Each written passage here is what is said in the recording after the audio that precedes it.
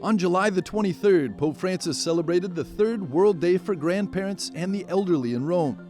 Its motto, His mercy is from age to age, captured the essence of the celebration. During the Holy Mass in St. Peter's Basilica, Pope Francis stressed that young people and the elderly should look out for and support each other. Stiamo attenti che le nostre città.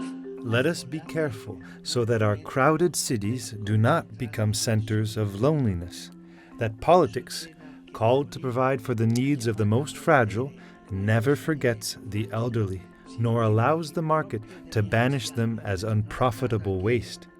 May we not chase after the utopias of efficiency and performance at full speed, lest we become incapable of slowing down to accompany those who struggle to keep up.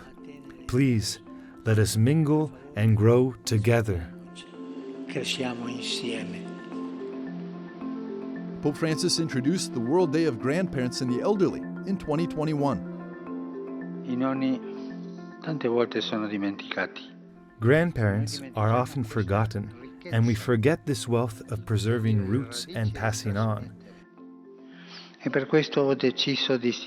This is why I have decided to establish World Day for Grandparents and the Elderly, which will be held throughout the Church every year on the fourth Sunday of July, close to the feasts of St. Joachim and Anne, Jesus' grandparents. I nonni di Gesù. The Holy Father repeatedly reminded the faithful that the elderly are not only people whom the Church is called to safeguard, but are also protagonists of a pastoral evangelizing ministry. They are privileged witnesses of God's faithful love, Francis said. In his message for the World Day of Grandparents and the Elderly 2023, Pope Francis called on young people to visit their grandparents or an elderly person as part of their preparation for World Youth Day, which begins next week in Lisbon, Portugal.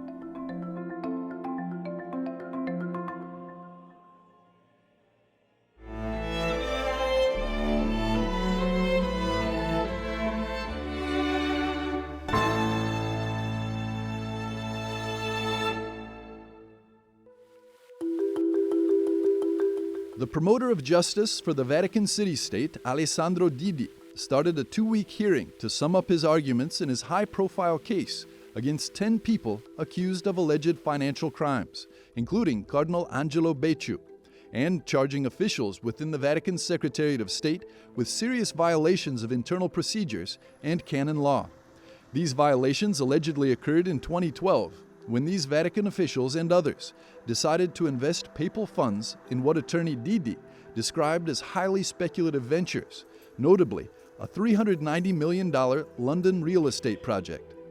The trial was based on the London deal, but was expanded to implicate Cardinal Becciu, once one of the most influential figures in the Vatican.